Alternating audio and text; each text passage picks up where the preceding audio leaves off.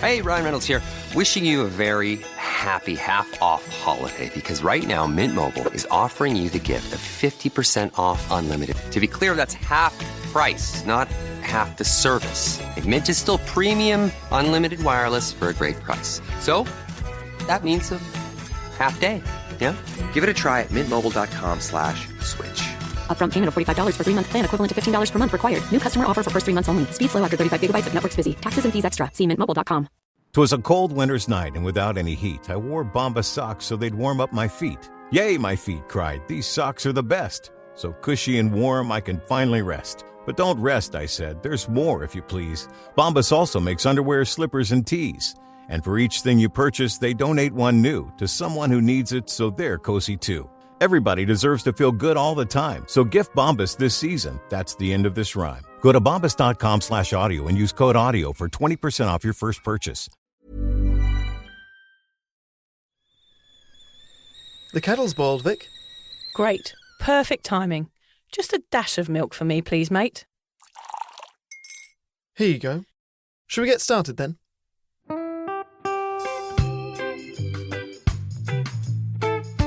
Have you ever woken up on a Sunday morning and said, I'm never drinking again, and then found yourself waving $50 at a barman by happy hour?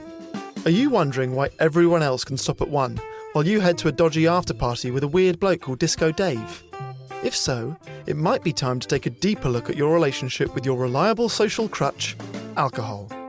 On each episode, we'll investigate our own dysfunctional dealings with booze and find out if it's possible to stop this deeply ingrained habit before things get too messy. Yep, we're going to open up a shame shed of humiliating drinking stories to help you understand why waking up from a booze coma each weekend with a kebab sticking out of your top pocket might actually be negatively impacting your health. Hamish and I are here to delve into what it's like being sober, an unwanted warts and all look into why giving up those cheeky pints or putting down those mummy wines will make you feel happier, help your anxiety and mental health, and turn you into the most sparkly, authentic version of you. Won't that mean I become boring though, Vic? Well, Hamish, we'll just have to wait and see. I'm Victoria Vanstone. I'm Hamish Adams-Cairns. And this is Sober Awkward.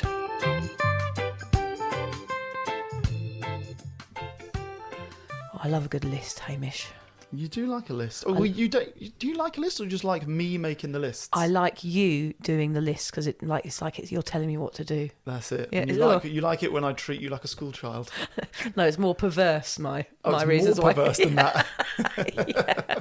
I don't want to ask questions. Don't ask any questions. We'll leave it at that. Thanks.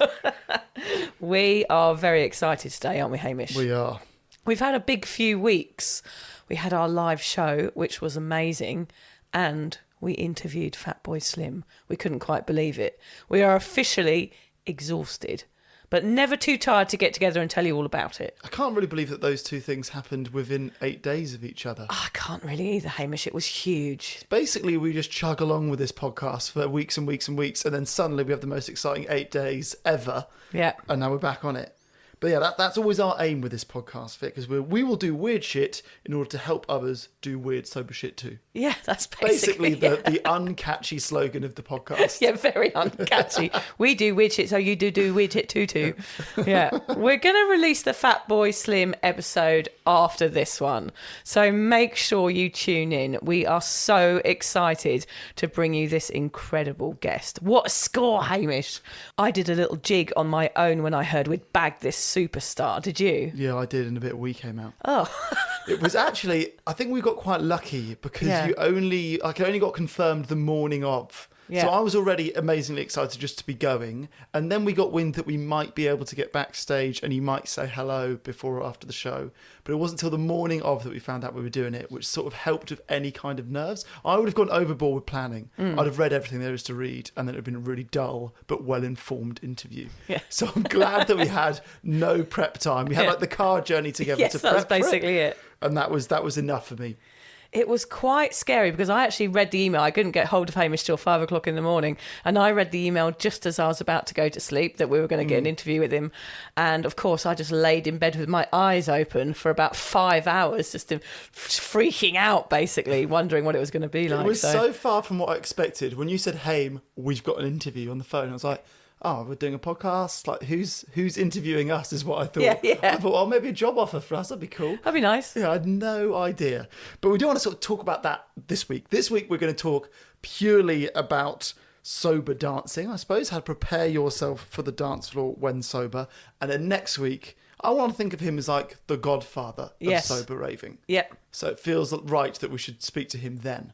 Definitely. And that is definitely one episode, because we could blab on about it all day, couldn't we, Hamish? Absolutely. It was so much fun. And of course, now we're experts in sober raving because we've done it. We've done it once. So basically experts. That's how experts work. Yep. I know that for years I used alcohol as a tool to rid me of my inhibitions and release my true dancing queen. I thought it'd be impossible to break out some moves without being trolleyed. I think we all thought that at some point, although we probably took it slightly too far, Vic. I mean, we've got the injuries and the regrettable dance floor romances to show for it. Regrettable dance floor romances. Yeah. I was going to write 4 out of 10s, but I thought that's quite offensive. That is very offensive. So I thought, no, don't be offensive, Hame. Just say regrettable dance floor romances and let people imagine. Yeah.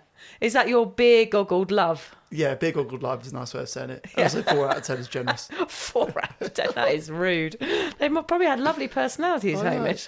I'm glad I'm not the age anymore where we rate people out of 10. Oh, that was God. a very dangerous age to be. And I was in like a mixed school, you know, so the new girl would walk in and then people would just give her a score. It was terrible. That is awful. Isn't that awful? Do you know what's even worse, Hamish? I overheard someone rating me once. I was a 6. Oh, yeah. I'll take a 6. I thought you were going to be offended by that. We played a game. This is awful. There was a game that we played at school. This is actually really a terrible thing, which was called Tell Her. Yeah. So if you said something and you didn't, I can't remember what the safety word you had to say. Say I was like, Vic is a 6 out of 10, okay? Yeah. And I didn't say the safety word after that, and somebody got in and said tell her before I said the safety word, I'd have to come up to you and tell you. So you go up to people and just say, oh, it's awful. Yeah. Don't do that if you're listening. Don't play that game. It's bad for everyone. Again, we do weird shit, so you don't have to. Yeah. And it was 20 years ago. Come on, give me a break. Yeah, give me a break, Home.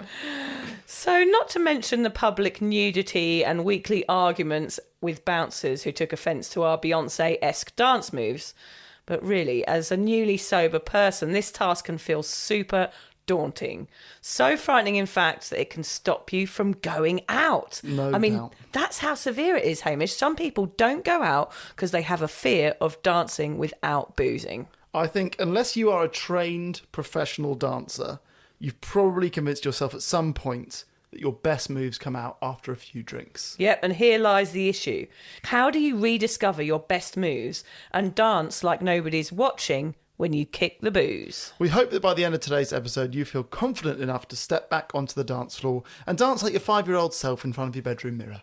Oh, yes. I always busted out the best moves then, Hamish. Is it bedroom mirror or... I go for it in the bathroom. Bathroom mirror, yeah, up on a stool. Or I can see a mirror from my shower now, so I dance quite a lot in the shower. All week, actually, in preparation for the gig. Oh, yeah, okay. I was dancing in the shower. The shower's quite a nice place to dance. Did it not restrict your moves? Well, I kept it enclosed. I kept it safe, elbows close to the tummy, you know? Oh, that explains your dance moves the other night then. I don't take up room. That's how I would You describe don't my actually, dance no. moves. Yeah. So what were your favourite moves from our gigs? You've been sober for 5 years, over 5 years, and you said that was your first sober rave? It was the first rave I've been to, yeah. I think Lucy was the same after 2 years. I was the same after just less than 1 year. What were the favourite moves that you did or witnessed on the night? I think generally I just like to sort of stomp on the spot. I'm a stompy stomper. Mm-hmm. So I just like to stomp on the spot and feel the music. But what I did really like was that the people at the gig were all kind of middle-aged. Yeah. So I actually liked seeing some old 90s moves. There was those 2 guys that we saw who were like jumping around these they were Russian-looking guys, weren't they? They were massive and they were just sort of flicking out some shapes, weren't they? They were amazing. They looked like bodybuilders. They did. And they were so dense. They were just really enormous units of men. And then they looked quite frightening. And their dance moves were off the charts camp. Like, it was my favourite kind of dance moves to witness. But it just didn't suit, it didn't match how they looked, which I really enjoyed. But they had big, huge bodies like Arnold Schwarzenegger, but they had legs like Michael Flatley, didn't they? It's like their little legs were flicking around everywhere. Is that your dream man? Yeah. No, top Michael Flatley, bottom Arnold Schwarzenegger. the best thing for me was just seeing everybody smiling and having fun. The dance moves were as infectious as everyone's smiles. I mean, I found myself copying a few things from those guys. Did you? Yeah. I kind of realised that was my early dance move, was to be look around the dance floor until you see someone you think is doing something okay. Yeah. And then just copy that until that gets boring. Then look for... I had no original dance moves. I'm just copying close by dancers. Well, I was going to ask you what your favourite dance was, but then I realised I know what it is, Hamish, because you were doing it all night, which is pointing. Sort of a flicky point. So I kept sort of going off in the direction you were pointing, thinking you were telling me to go somewhere. So I just ended up kind of walking in different directions. Yeah, okay, that's fair. I would describe myself as a sort of jogger on the spot. Yes, okay. I smile a lot. We all felt like we were gurning because we were just smiling so much. I think we probably looked quite creepy. Just really big smiles for the whole gig whilst everyone else looked quite cool. I'm still smiling now, quite honestly. Yeah. My face is still hurting from having so much fun. My step count was 18,000 that yeah, day. mine was 21,000, yeah. Oh, we've still got it though, Hamish, haven't we? We do. Dance floor heroes, I reckon. We danced non-stop for 3 hours with no awkward in sight. No, and we say here we didn't want to see any videos of us. We took a lot of videos. We did take a lot of videos. There's a lot of videos of us dancing. I'll tell you what I want to say quickly about that crowd, and I didn't want to say it to Fatboy Slim, but then we saw him after the show and I couldn't help it. And today's fitting because we're recording this on Craig David's birthday. Oh. But of it course. was because of who Fatboy Slim is and how long he's been doing it. If we looked around the crowd there were people in their 40s who loved him from the start, and then there were there wasn't crazy young crowd, but probably crazy people young. in their early 20s who are really new to him. Yeah. So you've got the whole spectrum of fans and the whole spectrum of dance moves that you get. And I thought that was wicked. And you get that at every Craig David gig I've been to is the same. It's the same, is it? Is Yeah. what Craig David has young fans? Shut up. Oh my God, what is the world coming to, Hamish? It is a On his scary birthday. place. Sorry. Happy birthday, Craig. Oh dear. Well, where to begin, Hamish? Well, I mean, I think we could probably start with our own experiences of dancing the night away during our drinking years. Oh, God. Yeah, so for those that have not heard you describe your podium-shaped signature dance move before, the floor is yours. Pun intended. Yeah, so I think we probably better start with that. So in my drinking days, well, I've talked about this before on the podcast, but I think we can just go over it again. I used to do something called the human podium. Yes. Yeah, so we used to go to this dodgy nightclub, I can't remember, Pav Tav, I think it was, in Brighton. And I used to, at some point in the night, after one too many bevies, get on all fours and invite everybody in the whole nightclub to take turns dancing on my back. So in the morning, not only would I wake up with a severe back issue, but I'd also wake up with footprints on my tank top. Oh, it was literally... Okay, so I imagined that you were the base of a human pyramid. No. Oh, you were literally No, you were just at a stage. I was like a table. It was just me on all fours, and then people would take turn on standing on my back. Wow. And then dancing, and then getting off, and the next person would go on. Oh, there was a queue. There was a queue, yeah. Wow, okay, why? I just thought it was hilarious. I just thought it was funny. That was dancing for me, was just about it being funny and having a laugh with my mates. And my mates all thought that was hilarious. And then all of a sudden they'd go, right, Vic, human podium. And I was just totally up for it. I agree with you that dancing is about laughing a lot, but I would say that facing each other and looking at each other is the fun of it. You're just laughing to the floor there. You just on your all fours looking at the floor, giggling. Laughing, yeah. I just thought it was very funny. Interesting. Yeah. I was trying to have a think about my other dance moves, and I wanted to describe my different stages of dancing to you. Okay, good. Because it's been through an evolution, a dance evolution. Lovely. That's going to be the name of my dance TV show. Oh, it's your dance album. Dance Evolution 94. Yeah, so I started off as a side stepper at school discos, Hamish. So I used to hold on to a boy's shoulders, stand about a metre apart. A cheesy ballad would come on, like one of the old, I can't remember which Enrique songs. Iglesias, Hero. Yeah, Enrique, Hero. Like I was a bit before that. Then I'm trying. It was an Eurythmics one that we used to dance to. Anyway, so that was all a bit awkward. So that was. And that one, the key is just don't make eye contact with the don't person make you're eye dancing contact with. until they go in for the slimy kiss. Ooh, okay. Yeah, and then you sort of have to bend your elbows. Yeah. And then I became one of those idiots that thinks they can break dance as soon as Grandmaster Flash is played. Yeah. So any sort of beatboxing or hip hop tune would come on, and I would automatically think that I was from the streets of New York with a bit of cardboard on the ground with a stereo next to me, and I would start doing some really, really bad breakdancing moves. I don't know anyone that hasn't been through that stage. That's Okay, good. You're okay. Well, that makes me feel a bit better then. Then I became a piss taker dancer. So not piss taking other people, but just like doing rowing moves, feeding the chickens. Do you remember that one? Looks like you're throwing out some grain. Digging was always a good one. And of course, the lasso if you wanted to pull someone towards you. They were kind of my signature moves. I liked the connection with my mates of doing these stupid moves and these daggy moves. But then I became a raver, and then my marching on the spot began. Yeah. And that was like that was the evolution. So I think I went through everything, and then I just decided that dancing on the spot next to a speaker, frothing at the mouth, was good enough. I tell you what I learnt, which I'd forgotten until we had the night out the other night. So yes, raving equals dancing on the spot. And I'll tell you why I think that is. Because when you're raving and you're out for like 6 to 10 hours, you've got to conserve the energy. Yeah. You can't be doing your fake breakdancing. No. Or be a table bass. Yeah. It's just, what can I do for 6 to 10 hours on one spot, conserving it but still happy? And I think dancing on the spot is the answer. Yeah, totally. Because you can't do that all night because you're doing it for 12 hours, as you say, like something full on at a rave. So everybody was just dancing on the spot, weren't they? I had a friend who he swears he's called it techno elbow. So if you're basically pointing, I guess. Oh, that's exactly what you were doing. That is your move, yeah. He got techno elbow. It's like tennis elbow, but it's for very dancing. much like tennis elbow for dancers, yeah. Yeah. We did used to do the sports one. So you do different sports when you were dancing. So you do like a javelin move, then the tennis move, or you maybe do like a ping pong move. It's just a funny sort of piss take dancing. That was always good. Yeah. One thing that we definitely had in common, I think, when dancing drunk was confidence. So I've always described my dancing as being similar to my karaoke, which is all enthusiasm and no talent at all. Yeah, totally. Which I think is enough to get away with it in karaoke and maybe dancing too. I don't do anything too complicated, nothing too intricate. I just keep it to the basics. I think I was probably stuck in your piss take stage most of my dancing life. That has always been more fun than actually trying to dance. Yep. Just being very accepting of the fact, okay, you're not very good at dancing, but you love doing it. Can you do it whilst making people laugh? Yeah, because I always found serious dancers, I always thought it was a bit odd, but I wouldn't think it was odd now. But back in the day, I thought, oh God, they're all a bit serious, aren't they? And, making themselves trying to look cool.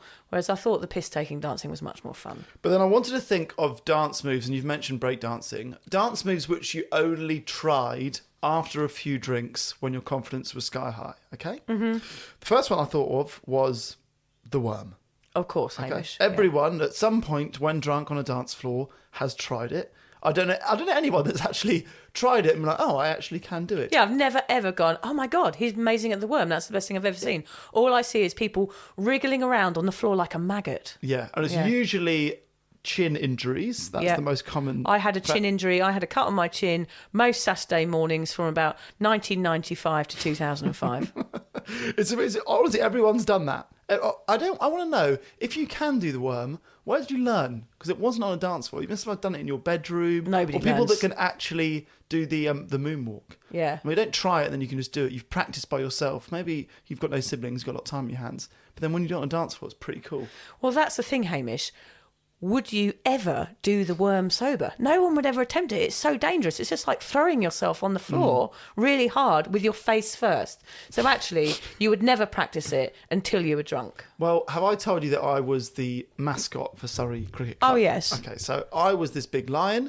I did it for 4 seasons, and they basically said, look, have you got a signature dance move? And I was like, oh, not really. And they said, Vinny the Viking, who is the Yorkshire mascot, Vinny the Viking can do the worm. I was like, shit, that's... In the mascot outfit? In the mascot. Well, to be fair, he always won the mascot races because there's not a lot in a Viking outfit. Okay. It's pretty much just like wearing a onesie with a helmet. Okay. Whereas I was a lion, I had huge shoes and a huge head. You got a massive helmet as well. Haven't Yeah. you? So I said, well, I can do the robot, which is pretty much the only dance move that I could do as the lion. Okay. And I overkilled it. Oh, no. Yeah, that's really the only thing I could do. Oh, the robot's a good move, though, Hamish, I must say. If you do it well, if you're popping and locking at the right places. I think people were pretty forgiving given I was dressed as a lion. Okay, there was fair no enough. popping and locking. But the second dance move, which comes up a lot when you're drunk and overconfident, is the crowd surf. Are you familiar? yeah. Did you try this in your drinking days? Hamish, I am not built for the crowd surf. I never have been. It was always skinny girls in tight denim shorts leaping onto blokes. I would have crushed people and been involved in a court case. Murder on the dance floor. Very good. See, I think the crowd surf, I did try it a few times. It never went the way you wanted to. I actually found more often than not, it wasn't me that was getting hurt. It was you'd accidentally knee someone or elbow someone, usually a girl. Oh, and you go, oh no, I'm the guy that kneed or elbowed a girl in the crowd. Yeah. And you're sort of hated for the rest of the night. I think that dance move does get confused with the dirty dancing one. You know, when someone goes, oh, I'll run towards you and lift me above your head. You seen that one? Yeah. Yeah. The dirty dancing one's a good one. Well, that is another one that never ends well. Because you go over the top. Well, exactly. Yeah. So I think the guy often looks weak because, I couldn't keep her up there. And the girl often ends up face planting. Yeah, it's so really everyone dangerous. is a loser in that one. Yeah.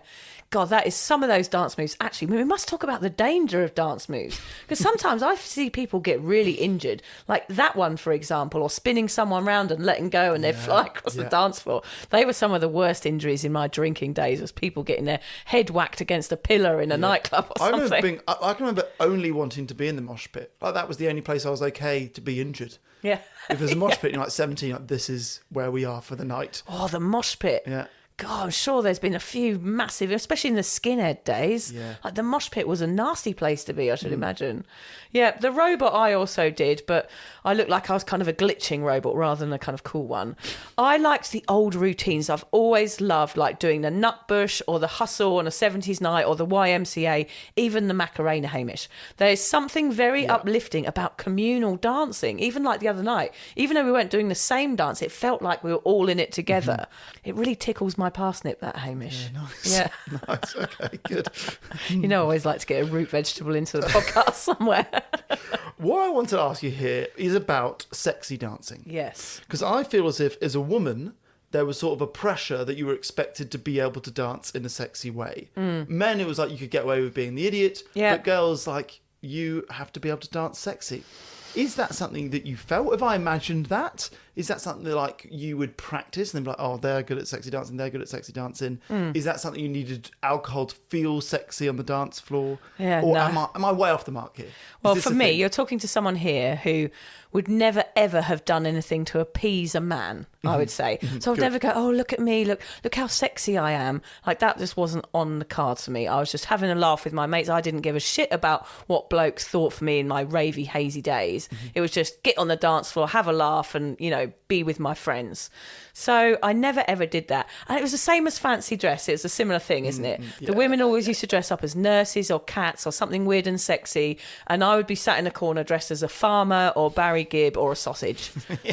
It was nothing else, was there? There was just me and them. It was a completely different crowd. Halloween, there's such a division between the two types of people, isn't there? I think the problem was, Hamish, that I wasn't a very good dancer. So I could never make it look sexy, even if I wanted to. In fact, one of the most embarrassing things I ever did, which made me realise how unsexy I was on a dance floor, was I went to a Zumba class. And it was in one of those ballet rooms where they have mirrors all around. And I remember looking up and I looked exactly like David Brent in The Office doing his dance. Oh, no. Even my face, my neck was all down and I was kind of doing a funny arm. I was like, oh my God, I am Ricky Gervais. It was bad. In me and Liz's like early days of our relationship, she was a member of Fitness First in Bondi, and she would do on Saturday morning, I think it was a Zumba, it was a dance class. Yeah. And basically it was, to me, it always felt, people always have a go at Americans for being overly enthusiastic. I think overly enthusiastic is a fantastic place to be. In dance especially, So I would go to this class early, like really early in our relationship, and it was almost all women, and the enthusiasm, I think it was because it was Saturday morning and people were moving, was through the roof. Yeah, so you're meant to be sort of dancing in a circle, but inevitably there are people that went every Saturday, like break off in their own little circle, and there's like 5, 6, 7, 8 high fives to everyone. It was so intense. I loved it. Actually, that was probably my first sober dancing, was Saturday morning in gyms. I would like to go to that. That sounds, I like that sort of thing. I think the enthusiasm might it might upset annoy you. me. Yeah. Yeah, you're probably right. The pessimist here. The positivity really gets you. Yeah, I'll be like, oh my God, these Piss idiots. Yeah, for fuck's sake, what are you so happy for? Dancing for me has never been about really how I looked. It was just about having fun and connecting. It was kind of freedom, escapism, release from the mundane, I think, kind of like getting out of the boring. Nothing better than a beat creeping back in and a peaky crescendo, Hamish. I used to love that in my rave days, even sober. And last night was proof, actually, that I can still feel those feels, those real dancing highs. It was amazing. See, for me, although most of these memories involved alcohol, they are some of my fondest memories. I think in that lied my big fear in going sober. I was afraid that the dance floor, which has been my happy place and so many wonderful memories, was going to turn into a place where I felt self-conscious or felt afraid or felt just like I wanted to avoid it because it felt too awkward. So, and I think a lot of people probably do feel that. That was honestly one of my first thoughts. I'm going sober. Oh shit, the dance floor. And I guess maybe that is unusual because I didn't have a problem with drinking. People are probably thinking of bigger issues when they go sober. But for me, that was one of my first thoughts. Yeah, I think that's very common. How soon after giving up the grog did you think about the fact that you had to dance sober? Was it as immediate as me or did it come later? I think because we're different types of drinkers, Hamish, I think it was much later on. That wasn't a big concern for me. My concern was giving up alcohol. What was going to come after in a few months or a few years, it was sort of irrelevant dancing to me, because I think I felt, I was scared and I was changing so much. There was so much going on that I think returning to the dance floor was really at the bottom of my list. I was really just trying to be a better mum and I was staying home more and my funky footwork had to take a rest. I think sometimes you just got to concentrate on really what's important in sobriety. And for me, dancing wasn't at the beginning. But of course, there came a stage later on when I knew I wanted to start dancing again and living a normal life. And that did come. I was very self-conscious without that social lubricant, and I was aware of my every movement, and it felt really, really awkward at first.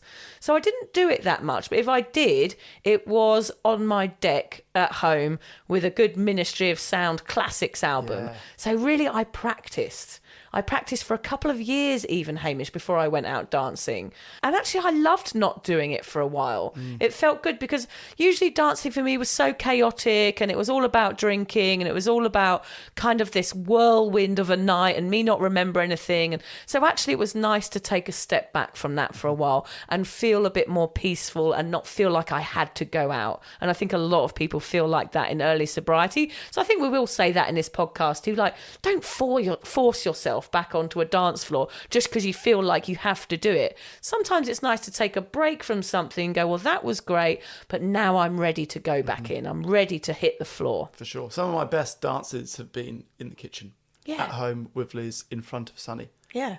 Busting a groove in front of the kids is always funny. Yeah. And actually throughout that time, that was my dancing fix. The one we always play is LMFAO, Every Day I'm Shuffling. Yeah. And I always bring out that, shuffle move at that one. And that's private dancing with my family that has led me almost to the Fatboy Slim gig. So I've always been dancing, but it's always been at home. I haven't been out that much. Shall we take a second here to talk about jumping in the deep end? Yeah. Because both you say doing a lot of dancing on the deck. I've done a lot of dancing in the kitchen.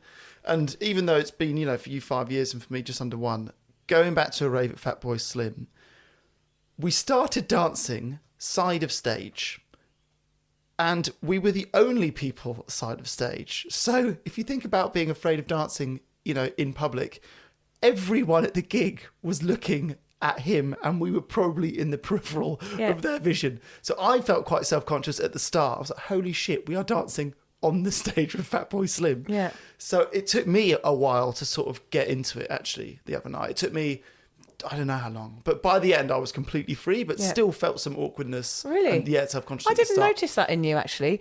Funnily enough, I was the absolute opposite. Oh, you got more awkward as the night went on. No. I just didn't have the awkwardness at all, which was surprising. It was like a bolt of lightning hit me as soon as we were walking down that path next to the arena and I heard some classic old house tunes coming on. It was like Josh Wink and Disco Revenge. I could hear it in the background and I was like, oh my fucking God, this is going to be be amazing. Yeah. And I felt a part of me return. I was like, this is who I am. This is who I've been all my life. And I numbed it out with alcohol for years. And now I'm going to get the opportunity to go with this and really experience it and remember it. And it's going to be amazing. And it was. Okay, Yeah. so I felt the same way, but not because of alcohol. I felt like some pent up, I don't know what they were, I don't want to say it was frustration, but like some pent up emotions, probably from parenting, that needed to be released were able to be released that night. So I sort of felt in equal parts upset that Liz wasn't there and she couldn't share it with me, but also grateful that she was looking after Sunday so that I could. If you would like to support the Sober Awkward podcast, we're excited to announce that we've joined Patreon. Patreon is a membership platform which allows you to give back for the content you love. By buying Sober Awkward a cuppa once a month, we can keep the giggles coming and continue sharing our sobriety message. By joining Patreon, you get access to Sober Awkward merch, extra content, special promos and loads more. Just find the link in the show notes or head to patreon.com and search for Sober Awkward. And together we can learn how to feel the awkward and do it anyway.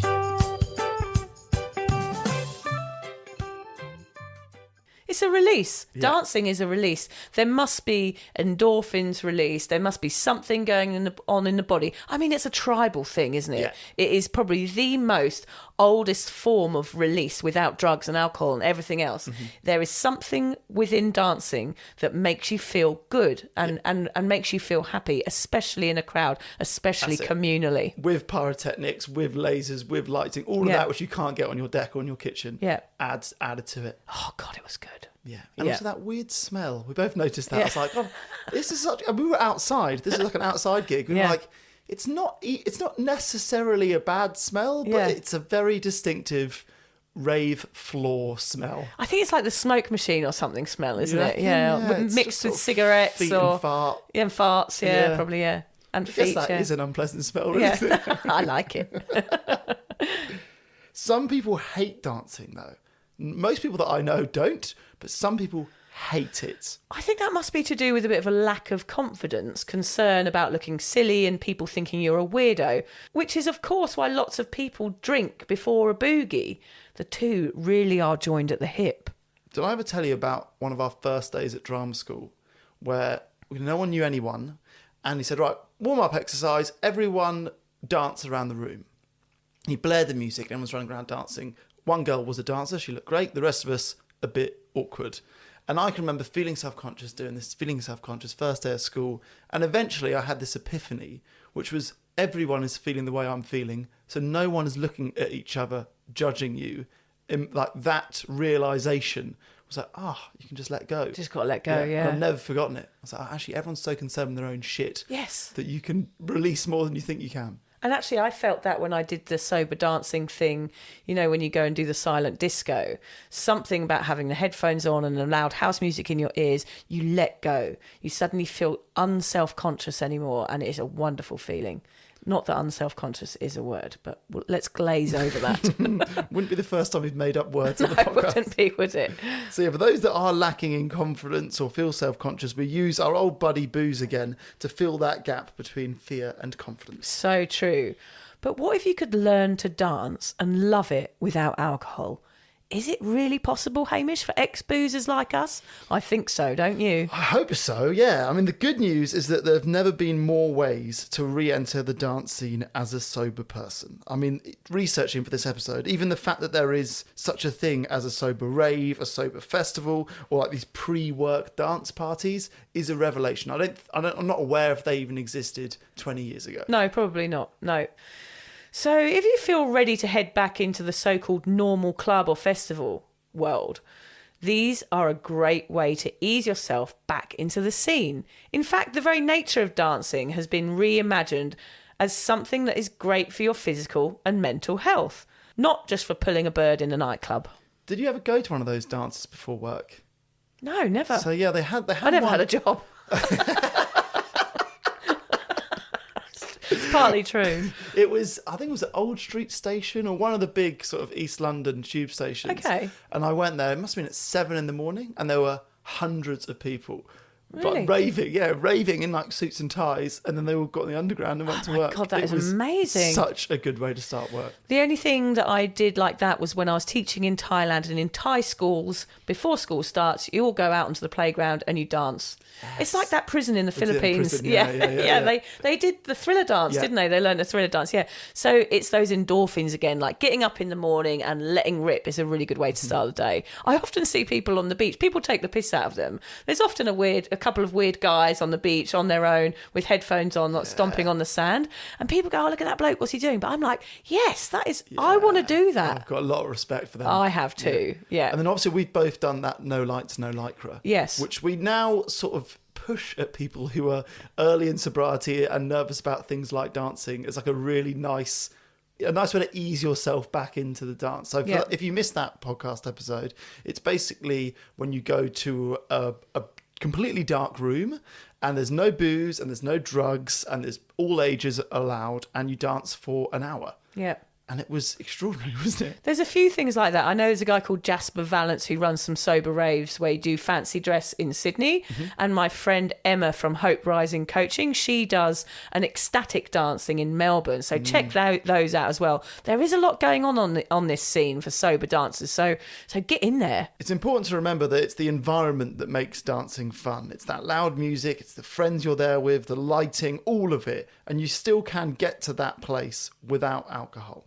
Yeah, I actually felt a bit high. I know that's not a great thing, but I felt naturally high at that gig. And that was something I didn't know was possible to achieve. Me too. Yeah. Yeah. And that is a revelation for me. The other thing that I had during that night, so firstly, definitely felt high, but also was aware of time much more. During like the drinking days, a night would just go. It'd be 8 hours and suddenly you've gone. Here I remember checking my watch after an hour. I was like, oh my God, I feel like I've been here for ages. I also didn't go to the loo. You usually go to the loo like 6 or 7 times during the set. Yeah. You lose your mates, you lose your good spot at the front.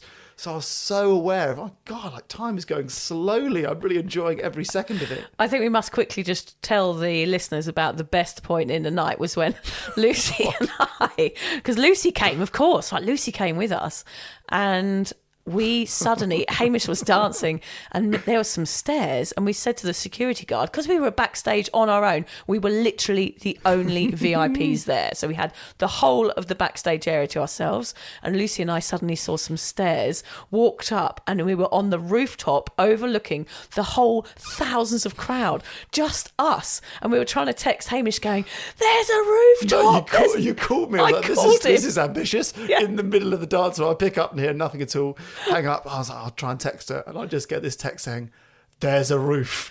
I look up, and honestly, like the joy on your faces, it was like seeing a child that had found a stash of hidden sweets. Like you guys were like, "Oh my God, there's a roof! Get up here!" It was literally a rooftop with just us on it, with Fatboy Slim next to us and thousands of people. We felt superior, I can tell you, for that moment in time. Well, then they said, "Hey, help yourself to drinks." Yeah, we were just wandering around. Energy drinks, just munching energy drinks. Terrible drink that as well. Yeah, no, I liked it. Did you? Yeah, I thought it was quite nice. Pear? What flavour was it? Pear or something. Yeah, it was lovely. Yeah. So we both felt quite comfortable dancing by the end of it, didn't we, Hamish? Yeah. And now I feel like I want to do that sort of thing more. I absolutely loved it. As I said, I think I was in some sort of trance-like state most of the night. It does have a remnants of meditation about it, I think. I felt like I was taken to another place where I felt happy, and I can imagine that's what meditation feels like sometimes.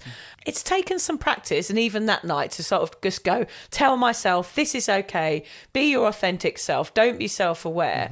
And I think I'm going to try and make this part of my life now. If there's any big gig like that again, I'm going, we're taking Liz and John this time, and we're going to go and dance the night away, because actually I found it more fun than I did back in the day. Because I was present, I could see everybody, I remembered it, I just felt amazing. It filled my cup, and it stepped out of the comfort zone, which is everything that I want.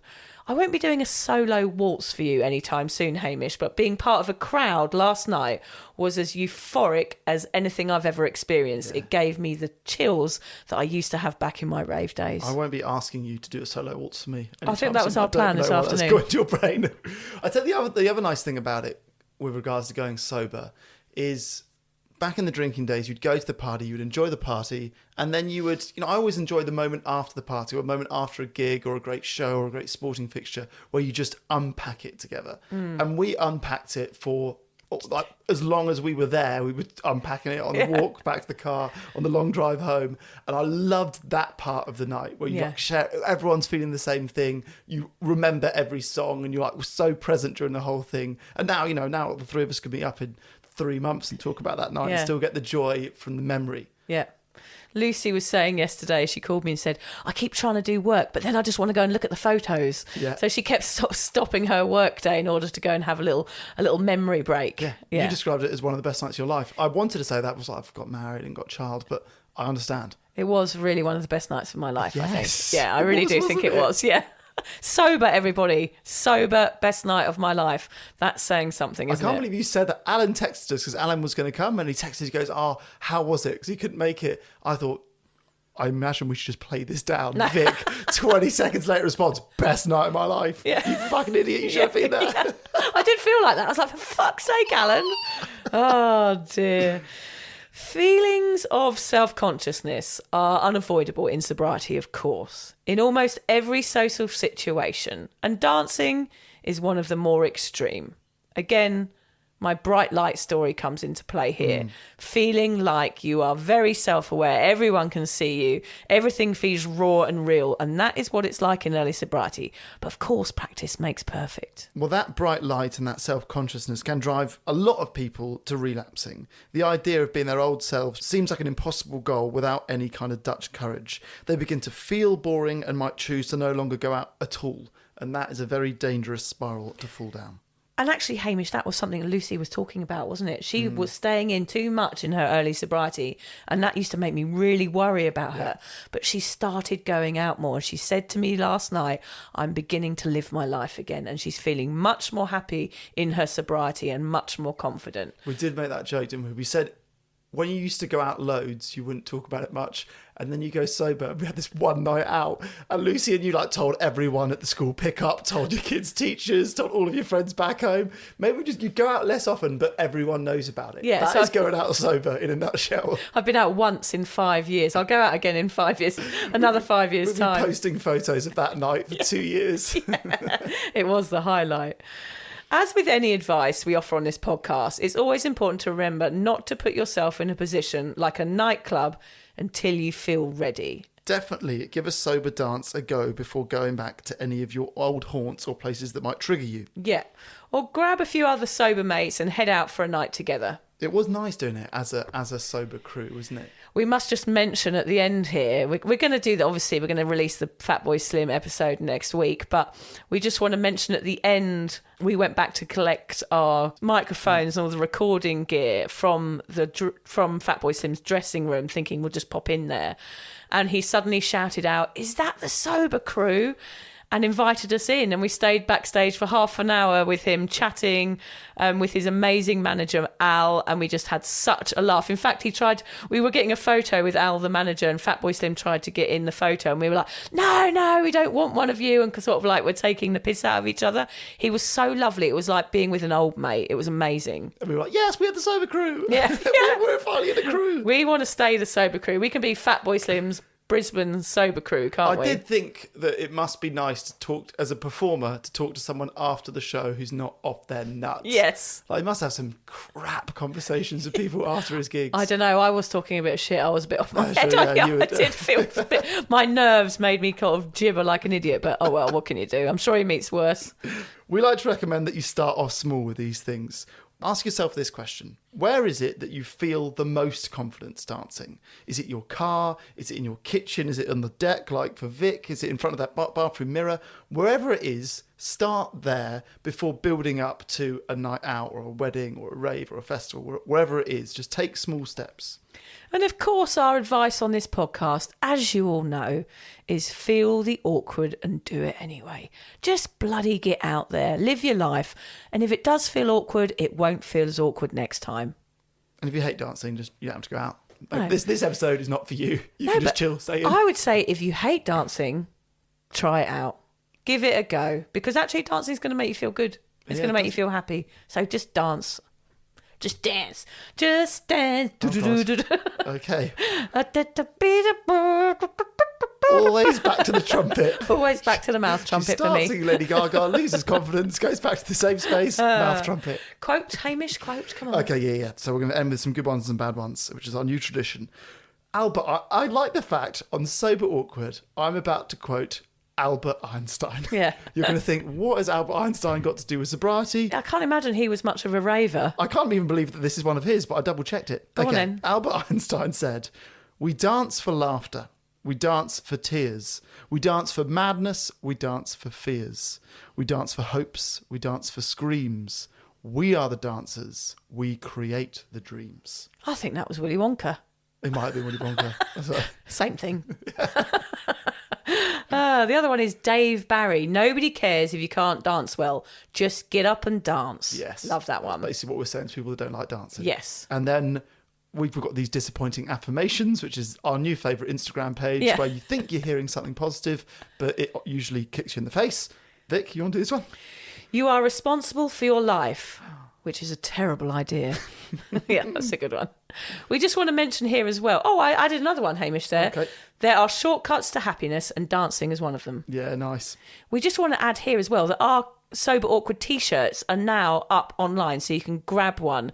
It's at www.cuppershop.com. Go there, or you can go to our new Sober Awkward website and get them through there as well, which is soberawkward.com.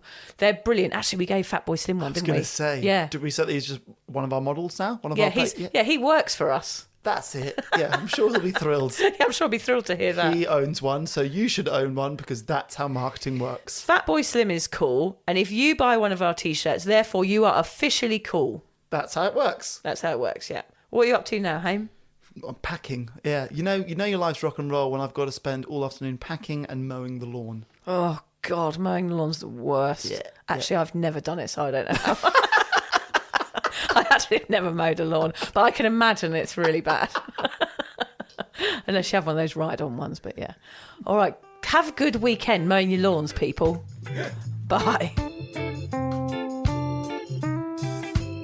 If you're questioning your relationship with booze, you're struggling to moderate, or your hangovers are causing anxiety, it might be time to reach out for some support. Yeah, just talk to a mate about how you're feeling, contact a local doctor, find an AA or sobriety group. Vic's got one. Yeah, just head to www.cuppa.community. Remember, if you're questioning yourself, it might be time to seek support. Even though this journey can be awkward, it is definitely worth it. And if you've enjoyed the Sober Awkward podcast, don't forget to review it, rate it, and share it with your mates. They have to share it with their mates? Yeah, of course they do. I'm not doing this for nothing, Hamish. Bloody hell. How do they share it? I don't know, just write it on the document.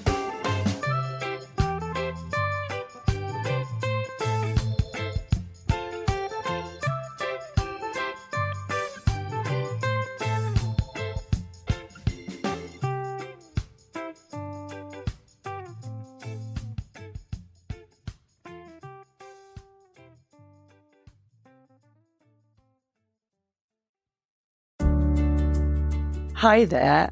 I wanted to tell you about a podcast that I think every single one of you will benefit from. It's called Therapy Works, and it's hosted by me, Julia Samuel. I'm a best-selling author and psychotherapist. I invite you into my therapy room where I speak to either a known or unknown guest. Topics range from the difficulties of divorce, a life-changing illness, to the struggles of motherhood. Search Therapy Works now, wherever you get your podcasts, and subscribe to make sure you never miss an episode.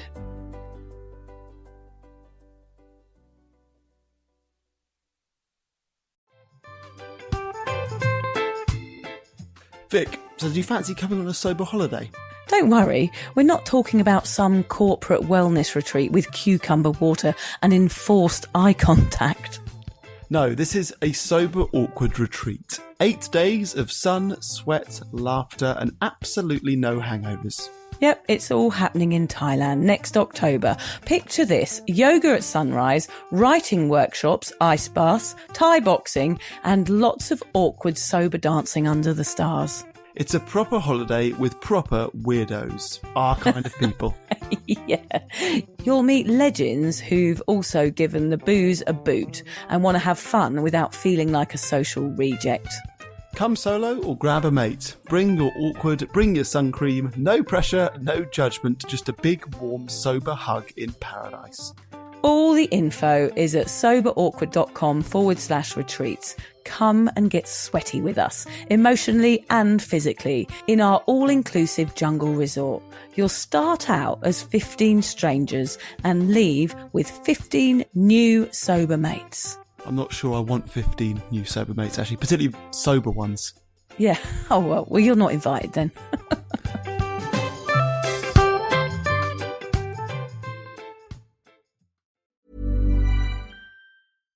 Hannah Burner, are those the cozy Tommy John pajamas you're buying? Paige DeSorbo, they are Tommy John. And yes, I'm stocking up because they make the best holiday gifts. So generous. Well, I'm a generous girly, especially when it comes to me. So I'm grabbing the softest sleepwear, comfiest underwear, and best fitting loungewear. So nothing for your bestie. Of course I'm getting my dad, Tommy John. Oh, and you, of course. It's giving holiday gifting made easy. Exactly. Cozy, comfy, everyone's happy. Gift everyone on your list, including yourself, with Tommy John and get 30% off site-wide right now at TommyJohn.com/comfort. When you think of skyrocketing brands like Aloe, Allbirds, or Skims, it's easy to credit their success to great products, sleek branding, and brilliant marketing. But here's the overlooked secret. The real magic lies in the engine behind the scenes, the business powering their business. For millions of brands, that engine is Shopify, making selling seamless for them and shopping effortless for us. Upgrade your business and get the same checkout Aloe Yoga uses. Sign up for your $1 per month trial period at shopify.com/retail, all lowercase. Go to shopify.com/retail to upgrade your selling today. Shopify.com/retail.